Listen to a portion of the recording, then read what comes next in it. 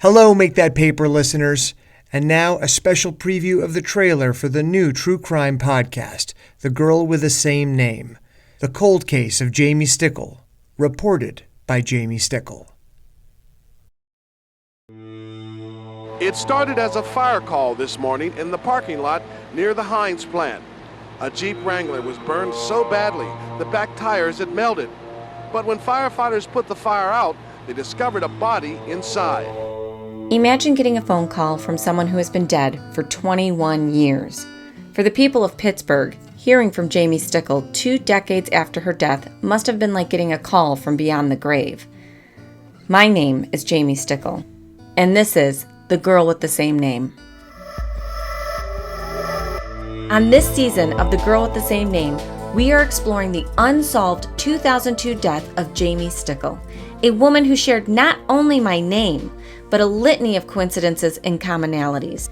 We will talk to her friends, her family, her co-workers, the police, and the world-famous head coroner in Pittsburgh when Jaime died, Cyril Wecht. We will discuss the theories, hear the accusations, follow the money, and pursue justice for Jaime. Learn more, join the cause, and subscribe to the podcast at thegirlwiththeSameName.com. First episode drops Thursday, February 15th, but you can subscribe right now on Spotify and all streaming platforms.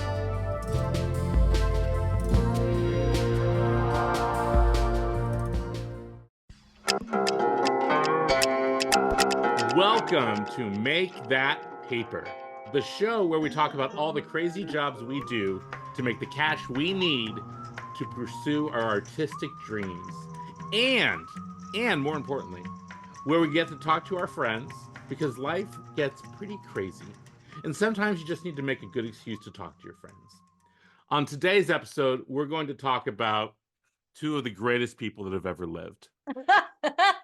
The reason this podcast exists is to be able to talk to these people in a way, which we'll get to in just a sec, because you guys don't even know who I am at this point. You've come to this podcast expecting two voices, and you're hearing one very sonorous one, but we'll get to that in just a moment.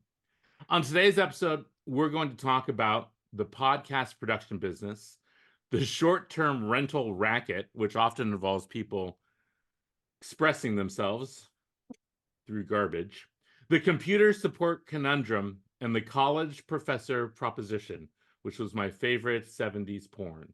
I am your guest host, Tod Goldberg, and on today's episode, we welcome the dynamic duo who have spent the past 4 years hosting Make That Paper podcast.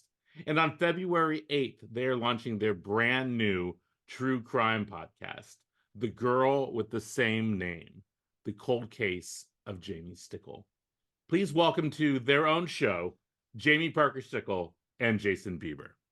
Whoop, whoop. Hey. Woo!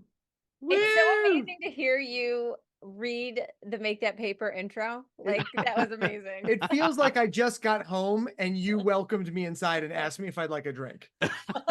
You know, there's one thing that I think has always been true about me is that I can take over someone else's show and make it my own almost immediately.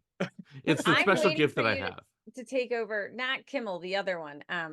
Fallon? Fallon. I want to see you take over Fallon's show. But I can't sing or dance. But you could try and it would be hilarious. I could vaguely flirt with like Jennifer Lawrence or something like that. I'd be perfectly fine with it. And you know music. I do know than- music. I mean, come on. I know popular culture. Yes. I would be better to my staff. That much I can guarantee you. Yeah. Okay. I'm known as a pretty good boss. Have you had anyone on the show who works for me? Yeah, Maggie Downs. We've had Okay. Maggie, Stephen Graham Jones. Right. Right. Did they at any point say, "Hey, this is off the record, but I've got a terrible boss"? We didn't let anyone go off the record. Once, but we were sworn to off the record. Just I think I went off the record when I did your show. I think You so. might have. I I think you're thinking of the rails. But this was I was on your show so long ago. You guys didn't even have mics yet. You were Nope. just Yeah, it was speaking season directly 1. into your computer. This was one of the. It was COVID yours. started. Your episode actually is on record as the Game changer. worst audio we ever had. That we still went ahead and released it. You know, it was amazing What a gift. because it was, it's so funny because that first season is so popular and it is the least professional in terms of recording. Yes. It's very TikTok. Very TikTok. I But remember after the show, I think I sent you guys an email saying, here's a mic you could buy. you probably did. You probably did. And then here we are 4 years later, but it was amazing. The episode was, I mean, I can't tell you that first season. People were writing to us in the midst of COVID telling us they were falling off the elliptical or the treadmill laughing so hard at our guests. Yeah. Like, it was such a good season that I don't even like care that the audio was crazy because it made people laugh so hard at a time that was so shitty. Yeah. That's how we felt. So, that was our last really full season of Literary Disco that we did, where, we did like 35 episodes during the pandemic. And God, part of yeah. it was just to stay sane. But then Yeah. the other part of it was like, we felt that we had like a duty to keep other people from Yeah. killing themselves. Or starting other podcasts. And that really I think was the moment where we also found out like that our audience, and I'm sure this is the case for you guys as well, our audience viewed us more than entertainment. Our audience viewed us as like a part of their daily lives. Yeah. The thing that they did when they were making dinner, or the thing they did when they were walking around their neighborhood trying to get exercise while there was in fact a vast pandemic killing everyone that we know. And you guys are going to talk about the podcast production business as one of your ways to make that paper. Yeah. But it turns out like what you did to start a hobby is, as listeners are about to find out, is probably going to become your thing. Wouldn't you say? Yeah, that's 100% accurate. Yeah. Isn't that interesting? But when both of you first got to Los Angeles, what were your dreams? What is it, Jason, that you wanted to be? What did you think you were going to be at this point in your life? Tom Hanks. I came here. I went to University of Southern California, USC School of Theater, now known as the School of Dramatic Arts, to study acting so I could take over the world as an actor and absolutely nothing else. I didn't want to direct. I didn't want to write. I didn't want to do anything but be an actor. Mm-hmm. And boy, was that short-sighted. Was it like landing on the moon and then finding out, oh, it's been colonized? Yeah. What are you all doing here? Oh, so Tom Hanks already is a thing. You've got one of those. Yeah. Oh, okay. What about Peter Scolari? Oh, he's a thing. I just kept dropping down, and, right. Anson Williams. Oh, he's a thing. Okay. Okay. And you're sure about him. You're sticking with that. And Jamie, who did you think you'd be right now in your life? Yeah, I wanted to be a multicam sitcom actor. Like, I wanted to write for the multicam and be on it. I wanted my own show. I thought for sure I was funny Mm-hmm.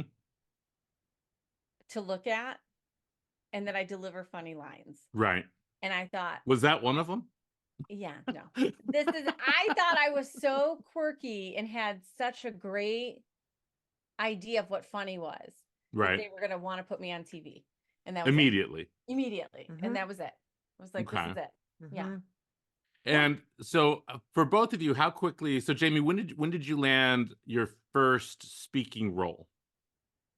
The first year I was here. Yeah. Mm-hmm. What was it? I was an extra on Malcolm in the Middle and I got a bump. Oh. Yeah. Okay. What do you remember your character's name? She didn't have it was just a girl that Malcolm had a crush on from school. Okay. How old were you? 23. And he was like 11. He was 16 or 15. I think he was like 17, but yes, it was playing like a freshman in high school. Oh, how weird. Okay. And Jason, what about for you? My first speaking role was first I landed a commercial and then I got SAG, but it wasn't a speaking role, but still the best paid job I ever had. And then shortly thereafter that, I got a role on a show called Oliver Bean. Yeah. I was playing a bathroom attendant. Okay. Or like not a spa attendant. Right. I was like wearing all white. Right. Which unfortunately, it's my first time on set, and they put me in a very white costume and didn't tell me to stay away from the avocado bar. What were they doing with an avocado bar? So Look, if yeah, you're gonna have craft services, yeah, don't have stuff that stains. I had 3 wardrobe people working on me getting the stain out of me. It was Oh God. All right, so you get these first roles Mhm. where you're actually talking and spilling a little bit of avocado on yourself. Yeah. Are you thinking at that point, like, okay, it's probably 6 months Yep. until I'm 100%. Jennifer Aniston or I'm Tom Hanks? No, I didn't, because as a middle child and didn't grow up with money, I was like, shit, this doesn't pay enough to pay even a portion of my rent Right. or my parking or anything else. And I started having these little anxiety attacks, but I didn't know that's what they were. And I was like, I have to get like a real job, but they keep sending me on auditions. And if you don't go on like 30 auditions a week, then you're not going to book. Right. It's one of those things where it's just like hitting on people at a bar. The more you do it, the more then you'll land the thing. It's a numbers game. Oh, I thought you had to be attractive. No, Oh, you can go home with someone. You just have to do a lot of, hitting on people. I think my Um, wife would really be against this, but I'm gonna try it. I was seeing people work all the time while I was working at Starbucks and Mhm. selling cosmetics at the mall and doing all these things and hitting like 1 audition a day versus 3 or 4. And Right. so I sort of knew early on that it was going to be an issue, and I didn't have any financial support. So it was what it was. And I thought I'm going to have to do something else to break in. And that's when I ended up doing the Second City. Mhm. Well, And first what I about did for you, Groundlings, Jason? and then I went to Second City. What about Yeah. for you, Jason? I wasn't nearly as humble. I I definitely was. I rode the dream of manifest destiny all the way here, and yeah, when I got those first 2 jobs, it felt very much like, okay, here we go. And Right. now I mean, I definitely need a job, but I should probably let everyone know on my interviews that I won't be here very long. Right. Mhm. It's a great Because way to land a full-time position. you Mhm. would be surprised. Mm-hmm. That Well, I mean, I guess in Los Angeles, it's not a surprise. Half the people doing anything are directors or actors or models or Or whatever. writers. Yeah. that's true. Like I And remember my first job out of college, I was working getting people temp jobs for a living in a temporary agency. And Yeah. I remember being interviewed and the owner of the temporary agency asking me like, "So are you really interested in employment?" And I was like, "No." No, not at all. yeah, like I as a mean, concept. Yeah, like I'm happy to help Mhm. for benefits at about $1,400 a month, but yeah. no. But Yeah. I I still mean, got the job. of course, because people who sign up with temp agencies, which I did as well. I did as well. Yeah. Yeah, I mean, that's the purpose. It's because people aren't looking for right, full-time work. right. I want to give you everything I've got for 1 week. One day. Okay, so you're living the dream. In reality, you Very are much. actually trying to achieve your dream by going out there and hustling, both of you. Yeah. So at the time, obviously, you weren't together. How long into this process before you actually met each other? It's interesting because we were we didn't know each other for quite a while, but we were very parallel, living, only a couple blocks away from each other in Mhm. different parts of the city at the Mhm. same time. It's like we were eh, to find this out later was kind of cool, kind of creepy. Yeah. Um, So when you two found each other and then love blossomed, both of you were still in the midst of trying to do this, right? Of trying to be actors, we were full-time actually actors. acting when we met each Oh, you other. were. Yeah. What were We, you doing? we were both booked on a show, a streaming show. And Actually, Jason wasn't booked. His friends were the producers. I was booked. It's interesting because a year prior to booking this, I was watching a show at Second City, and Jason was performing on stage, and I just happened to be there with a friend and was immediately taken by Jason on stage. Listeners, if you've not ever seen these two, extraordinarily attractive couple. Just switch over to the video podcast right now. Jason's sort of like a Hemsworth if the Hemsworths lived in Northridge. And didn't wax. Didn't wax and didn't eat meat or work out. Okay. And Jamie, I'm not comfortable describing because Jamie was my student, so she's just pretty. There you go. Thank you. Very, very. I could take it from here, Todd. Excuse me. Thanks. No, okay. So I saw Jason on stage, and the person I was with was like, I don't know his name, but I hear he's like divorced and all this stuff. Like, nothing you could be interested in. Okay, great. A lot of red flags were thrown. Right. A lot of red flags. So I'd forgotten all about it. A whole year later, I'm booked on this show, and I show up at 5:30 a.m. was the call time, and I'm shooting, and then Jason showed up halfway through the shoot. I got a call kind of early in the morning, waking me up from a bit of a hangover, asking me if I could do a favor and come because somebody had dropped out at the last minute. And so I got paired up with him as my scene partner. Ooh. And it was like so absurd, like that this would happen from the guy that I saw. That's how small it is that he ended up on a show I was cast on, and then we've been together ever since, creating our own work. But it was crazy. Yeah, I mean, it feels like a random thing until, like you both said, like you realize that you had been sort of traveling in concentric circles around each other this entire time, you know? And I'm sure it turned out that you had mutual friends, or, you know, you were a Kevin Bacon apart at all times in your life. Exactly. So, okay. So we're moving now towards the big reveal, which is this amazing show you guys are about to do. They're going to make you rich and famous beyond all human comprehension. You start doing this podcast, Make That Paper. And you've been doing it now for 4 years, which is incredible. I presume you've been listening to a lot of podcasts. It is the medium of our time, essentially. Especially during the pandemic. During the pandemic. I mean, I survived off of them. I mean, I listen to a podcast every single day at some point, because when I go to bed, I listen to one to help me fall asleep, you know, whatever it might be. Or I just I listen to something every single day. The same way I used to listen to NPR, I guess, in a way.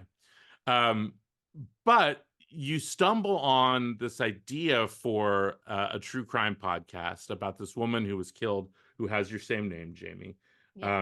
You do an amazing amount of crowdfunding for it. You get a bunch of money together to start making this on your own, like indie filmmakers, which both of you have experience working in that field. But you're taking that background and putting it towards something else. You both know story intimately. You've both been actors and writers all this time. And you're both suddenly aware of how you actually spend your entertainment time. And you spend your entertainment time with earbuds in. That's right. Doing your other job, right? That's right. Yep. And so it's all storytelling. It's all storytelling. I mean, all your jobs have been storytelling at some level, right? Because I've looked at your Airbnbs, and the way you sell your Airbnbs is that you are selling this notion of 4 days in the desert to center yourself, you know, to make your art or whatever it might be, to get away from it all. All of that is about narrative. Absolutely. But now you have this story that you're about to tell, this real life story about this murder. And, you know, Jamie, I know, of course, that you are a fantastic crime novelist as well. I think you have a bright and brilliant future as a crime novelist. But there's this other thing that you can do. And you both know that you can be super compelling behind a microphone. And so you have this podcast that you're going to do, that you're doing independently, that you're already garnering a lot of interest from the industry that you've been trying to break into on a full-time basis for the last 25 years or something. Isn't that funny? Isn't that weird? Like when you least need it, right? There it is. Hey, so what's that experience been like over there? What are you guys doing? What are you up to over there? Yeah, it's like, oh finally we see you. Oh hey guys. What has that been like all of a sudden, taking these meetings at that level that you've wanted to be at this entire time? I think one thing I want to say is that quote that they always say, there is no luck. It's when, preparedness meets opportunity. Mm-hmm. Right. Going into these meetings, like freaked out, and then it being nothing, like normal, like, oh, Mhm. I've been doing this all along. Like what? Oh, Right. I am prepared. Never mind. It's great. Right.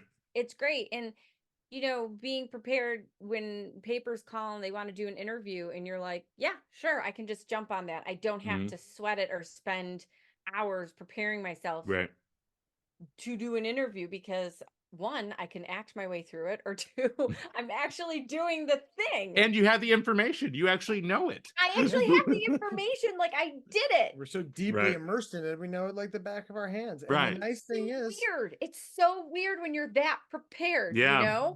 and unlike everything we've ever hoped for, aspired to, tried to accomplish, we are in a position with this project and then the meetings that have come out of this and for this project's future, where we are in no way dependent upon the Mhm. success of a given meeting. Right. We've already made the project. It's Yeah. Right. already happening, getting released. We already got the money. We already got the interest. People put their money into it before we even made it. Right. It's Which is, and some of the people that put money into it are so successful in this business as producers already working for production companies, and they're just Mhm. friends of ours, but they believe in us because of the work that we've put forth in our past. Right. To see us do something like this and then them support it in this financial way, like a big financial way, has been, honestly, I've spent a lot of time crying because I did not think that people saw me this way. Mhm. So it's a lot of validation into all the work I've done for my entire career. Right.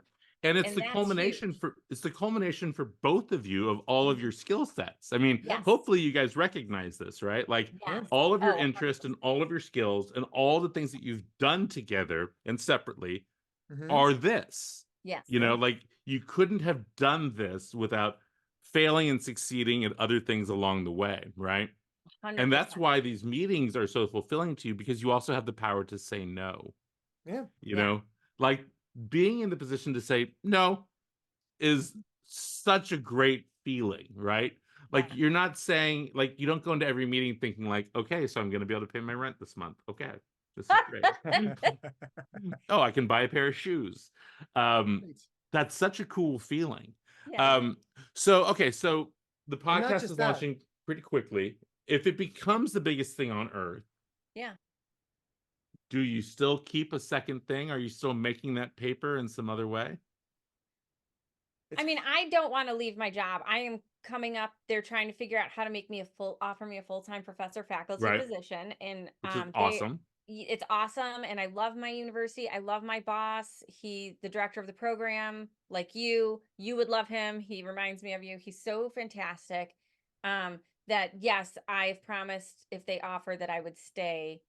Mhm. Because that is something that I want to do. But because I work as a professor in the School of Communications and Media, it behooves them For that sure. I am successful in my medium. Right. Like they're Absolutely. not Yeah. going to, they made a promise to me that I may continue with my work even with the full-time offer. Mhm.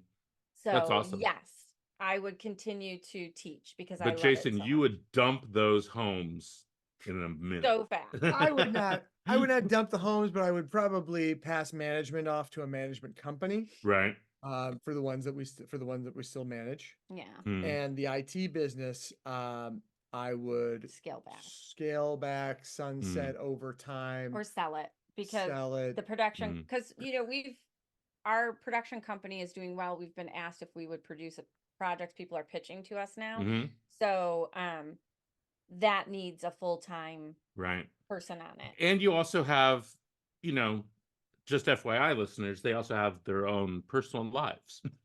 So they do. you have to have the bandwidth to be in love with each other and the bandwidth to raise your child and Yes. to go to fucking Gelson's and get a hand pie or whatever it is. That's you right. also, Don't it forget can't just, PCA meetings. yeah, it just can't be about the job, right? 100%. You gotta have time to watch that weird Rob Lowe game show. I mean, I watch everything Rob Lowe. Me You too. have to have Rob Lowe time. Rob Lowe Let's is not a talk very about the important part sex of my tape. life. Oh God, how dare you? People do forget that. It's true. Rob Lowe. Anyways, Rob Lowe's wife. Okay. Anyways, let's keep I'm going. not familiar with her game. I'll have to check that out.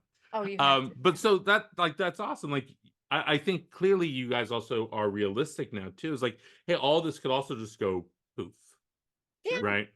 And so you have to be conscious of it. I mean, and this is the thing about, for instance, with your teaching job, Jamie, is like, yeah, like it's great that you're successful doing this and it helps that school and helps you with that job. But the cool thing about that professor job is that when you're 60 and still doing that job and you've got your retirement and your pension and your health care for the rest of your life, like that's important. Yeah. Yeah. 100%. Yeah, because we won't be able to fire on all cylinders forever. Right. Right. Right. And we'll want to travel more. Yeah. But I also think that women in this business at 60 should continue to show up for young women to show them our value. Mm-hmm. Teaching isn't for me just about the security of the job, which is lovely and nice and needed, but it's also about showing up for women in this industry and encouraging them, supporting them, and being the teacher that I wish I had. I didn't have that teacher until I had you. And that was later in my life. And these are young women, undergrads. And it's like, I wanted to be someone to demonstrate and model that, you're going to wear a lot of hats and you're going to be successful and you're not done at 45 or 50 or 60. No. I mean, and that's the cool thing is like, in today's age, you can work doing Hollywood stuff, but doing podcasts and stuff until whenever, until the day you actually slip this mortal coil, you can be on GarageBand doing a podcast. 100%. Well, it's so cool. I mean, I hope you guys realize as we were going through all this, heading up to talking just a little bit about the launch of the new podcast. I hope you saw, everything that I've done has prepared me for this thing that I'm doing now. It's really cool for me to see, clearly, because I didn't know all of your stories, but to see that finally wrapping up into that one thing is so neat and inspiring. And I think when they make the documentary about you guys, and Charlize Theron plays you, Jason, her most challenging role yet. You can pull it off. I've seen what they do with prosthetics. Oh, they can do anything now. All right. Hey, thanks for joining us on Make That Paper. I'm your guest host, Joan Rivers. Check us out next time. When's the next time you guys are doing one of these shows? After we've got the other show up and running. This is a special one-off edition. All right. Yeah. So this is their special one-off. Go back and listen to every other previous episode of Make That Paper to hear sort of how they learned from me how to host a podcast. Definitely. We'll see you next time. To the Tod Goldberg episode. Listen to the one with me to find out how they improved their microphone game. Thanks so much, Todd. Woo! Made love on Tuesday. By Wednesday she was down. We fought on Thursday. Made up on Friday. But now I'm losing ground. You call me lazy. You think I'm crazy. So why'd you come around? She want my money, but I got no money. This ain't no savings and loan.